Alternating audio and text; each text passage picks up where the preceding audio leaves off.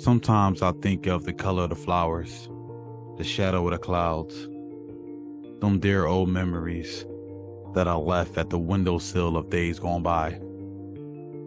So I have to say goodbye as I leave the nest. Now it's forever. Forever goodbye to all my teachers. Forever goodbye to all my friends. I do that. So hopefully I have a better chance of having a beautiful tomorrow. L1 the philosopher here, Lank, and I want to talk to you about Wonder Egg Priority. So I want to talk about the confusion when I watch this show. How good, how bad, how interesting it could be, how important this anime is. Again, I am L1 the philosopher. The channel is It's That Deep. Please subscribe, hit the little Liberty bell, thumbs up the video. If you don't like it, bro, thumbs it down. Help me to become better. But we're here to talk. What did I get from this anime? Wonder Egg Priority. I know I've been talking too long, so let's start the video. Okay, so let's talk. What did I get from this show?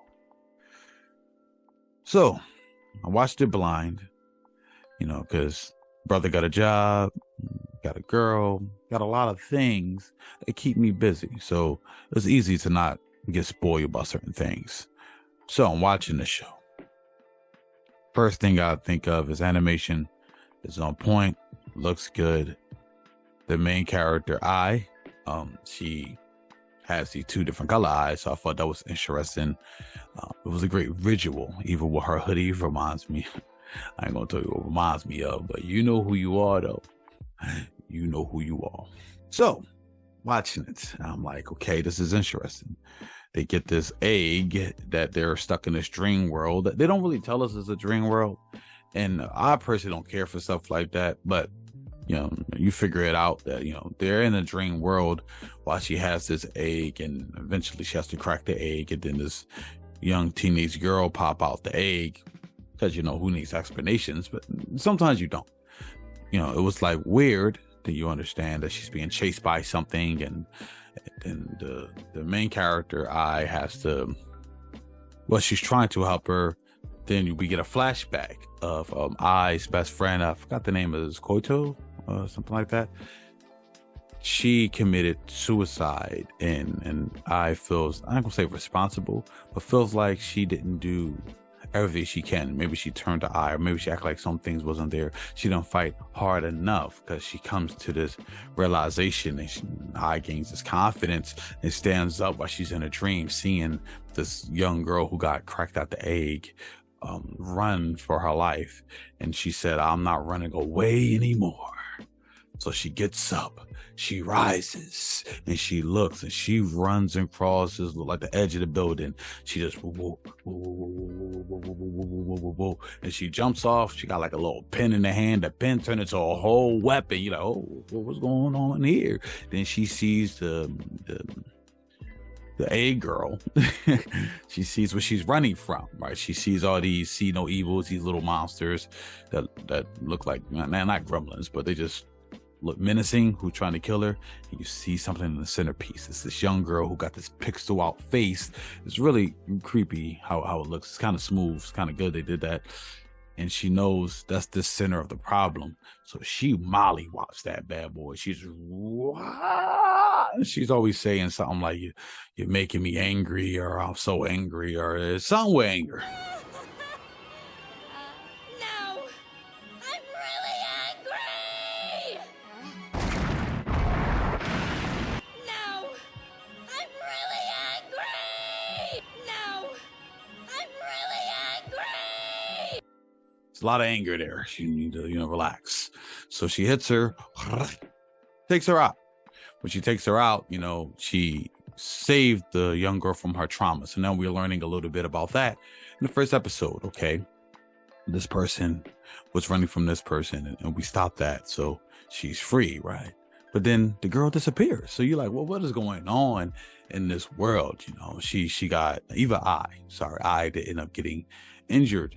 And then the A girls explained to her, oh, you can't get hurt in this world. You're immortal. So we learn little things like that. And we seen, of course, in the biggest part of the episode where we talked about it, is we understand that her best friend committed suicide, and they have a statue of her best friend there. And it feels like the statue is alive. She feels it. It feels warmth. She could feel like human warmth from it. It's different from hot and cold. You know. You hug somebody before, man. You hope you ain't that lonely. If you need a hug and you ain't getting one, I don't know really what to tell you. I don't, because that's important. Human, connection is important. And if you ain't getting it. Now, if you're grown and you ain't getting it, and you're a grown man, you need to find some other alternatives you can do. Just saying, you have to wonder what is your egg, and you have to make that the priority if you get one up. Back to the video. So the first episode was interesting. Gives you a little bit of this world. Second episode, we see that she's not alone. There's other girls who do the same thing. And that's when the show gets interesting. I ain't gonna lie. Watching it, the second episode, I thought it was okay, because it shows with this other, let's call them heroes. The heroes who go into these dream worlds to save these girls, to try to save somebody who's connected to them who committed suicide. Interesting. The reason why this is interesting, the reason why this is good, because this is topics you don't see blatantly in front of you on TV, unless it's painted so dramatic, so it's a drama show. So you watching this, I didn't see it coming. I didn't know that much about it. I just heard it was interesting, and it has some good subways for a conversation. So I was tuned in and watching it. I'm like, man, they're really talking about some deep issues, and this is the main strength of the show. I think it helps you have strong dialogue on certain things, and wondering, what can we do to fix it in the society we are in? Can we fix it? How do we check it? How do we figure these things out so people wouldn't reach this amount of stress until death, to committing actual suicide and doing the ultimate thing and taking themselves out when other people around them probably would have tried to help them and love them. So this is where the show gets good. You get another hero. They really paint her as, this stone cold, I don't want to have no friends. I know why I'm here. I got to save my sister. And then you see next episode, there's another girl who's more rambunctious, who seems like she's a gold digger who gets over on people and want to bring somebody who died back for selfish reasons. But then, of course, you find out the real reasons to bring you closer to the character. It's just a facade, a phase, maybe because how she was raised and her upbringing, because the backstories of some of these girls, I think, are unique. It's good conversation. Then we end up getting the fourth girl. Fourth girl, so unique with her concept that I like, and same thing with the stories of the people she's helping, and singing the different stories. It's like it's a good way of having things that's a long ending story. And when you first watch it, 'cause it gets bad at the end. It does. It gets bad at the end. But when you're watching it, it has this unique thing of, you think it's an overarching story happening, but yet you're getting things that are just episodic at the same time. Like a Mushishi, what else? You even could say, to a certain degree, Samurai Champloo, how they had a destination to go to point A to point B, but every episode was just its own journey. Something that's more connected or more like this might be like Violet Evergarden. All right, a show that it paints the world a certain way, but the way what her job is, she's going to interact with different people all the time. So you're going to get different stories that could hit your heart in a different way. And this does that. It pulls on the strings really bad. Definitely when it comes to a lot of the molesting and forcing on younger women, they dive right into that by showing the trauma and the things that the trauma is saying to the victim is just, whoa, I wasn't ready for that, man. I do think that's where the strength of the show goes. It really is triggering, right? Everybody probably can't watch this, but it opens up again a strong dialogue of like, what do you do here? How do you think? To have a young girl saying that she was at her father's job function, and one of the senior members there was groping her, but when she wanted to voice how she felt, her mom looked at her like, that just means you're pretty, and this should be okay. And since you fought back or you stood up from it, your dad lost his job. It's all your fault. That's how you supposed to live with something like that. That's hard to hear from the person who brought you to this earth, that it's okay for somebody to do that. And since you didn't allow that, or you felt you have to say something, that you're the reason why your dad can't provide the big food on the table no more. That's crazy. That's crazy. I really enjoyed this show. The ending, the second half of the show, it went some mumbo jumbo sci-fi stuff because they were trying to explain kind of why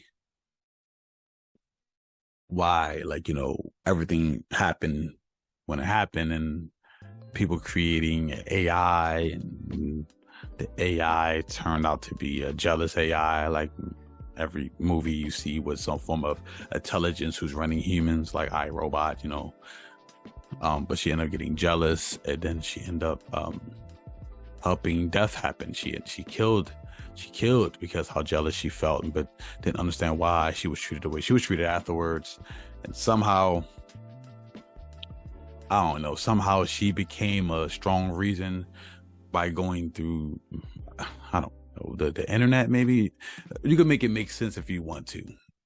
This AI was locked into a basement with nothing but wires, and she is the reason why Instagram and Facebook and the social media things are infecting women, or young girls at least, and giving them emotions of, you're not as pretty as this person, you don't have this as this person, so you might as well just end your life. But that doesn't make sense. The mystery was better. The mystery of like keeping it, I don't know. Somebody said this in another video. I hate stealing people's swag. That's not my thing. But the idea of Star Wars, you watch Star Wars in the beginning, they don't tell you nothing. You don't know.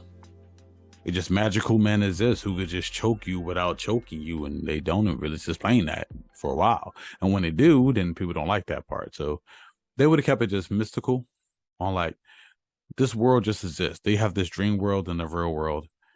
And that's cool.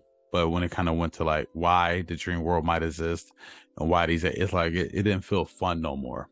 Because the strength of the show is the relationship of the four heroes, because they all have a goal to save somebody they feel some a part of the suicide, or somebody they loved or didn't get.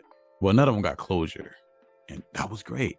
And they end up having a bond together. They end up becoming friends together. Often the main character, because I personality can reach out and bring people in. But these other three girls wouldn't be friends with each other without our main character. So it shows the dynamic of friendship and how you might be friends with somebody else because of somebody else. Like, I love her, so, and you love her, so we probably have a common goal, and we could find a common level for us to be in it. And that was unique. They done that probably for 7 episodes.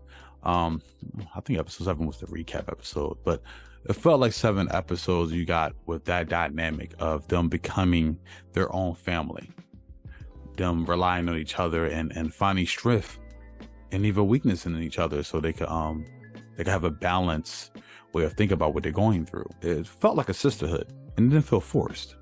It felt natural. And that was the unique part of the show. Where they went, I think it hurt the show, and hurting the show hurts me, because these are strong dialogue stories. So to see the fourth hero, a young woman who, I guess, to the world appears to be a boy, but she's legitly a girl. This is not even born in the wrong body. I guess she just had features on the face that looks more like a young boy, and she gets approached by young girls who think she's a young boy, but her dynamic of her best friend said, "You're clearly a girl." They're tripping. And then she finally thinks, I'm around somebody who understands me for me. Then when her best friend says, well, I know you're a girl, but I like girls and I want you to like me, and force herself on her sexually. And she doesn't know what to do. She's uncomfortable. She has to flee the situation. Then the friend who forced herself on her, now she feels rejected. It feels like she can't live with that, and she ends her life. This is deep stuff, to talk about things in a different way, to give a unique outlook on somebody who thinks this way and this way, and what do you do, and what is actual closure? What is actually ending somebody's trauma? And if you could do it in a dream that I represent, you could do it in real life. Is these girls helping destroy the trauma of these victims? Do they end up destroying their own trauma? Can they stand up, and can they live healthy lives after the situation? Again, the end of the season went left. I don't even want to talk about it because I'm here to talk about my thoughts. The good things I got from it. Strong dialogue for us to talk and try to fix the elements of this world. It's dangerous. It's scary. And for young girls who are at a unique place of, they have so much love in them, innocent love and care, but they're at an age that people will try to take their innocence and have no problem doing it with no shame. And they don't know what to do. They've never been in that situation. What do you do? I had talks to women after the show, and the things I heard, the things they view when they was definitely in that age, it's more scarier than I thought, because everybody has their problems, pros and cons, and different race and background, religions, genders. Everybody have the unique issues. It's easy to focus on your issues because it's your issues. So to hear some of the stories, and I would have never had that conversation if it wasn't for the show, for me to want to start that dialogue. I say thank you to that. Now, the way it ends don't seem like you can give me more of that in future installments, but maybe I'm wrong. But right now, if I look at the show, and I gotta give it some form of ranking, and one being garbage, and 10 being arguably the greatest anime of all time, currently right now, I'll probably give it a 5. I feel like some of the subject matter, definitely in the first 7-8 episodes, is so unique that I do feel like if somebody want to have a good conversation, dialogue of what can we do to take the next step to try to stop some of these things from happening, I think it's worth it. And as an overall show, the ending kind of botched really bad. It took the show to a direction I didn't feel like we needed to go, but we went there, so we got to see where they ended at.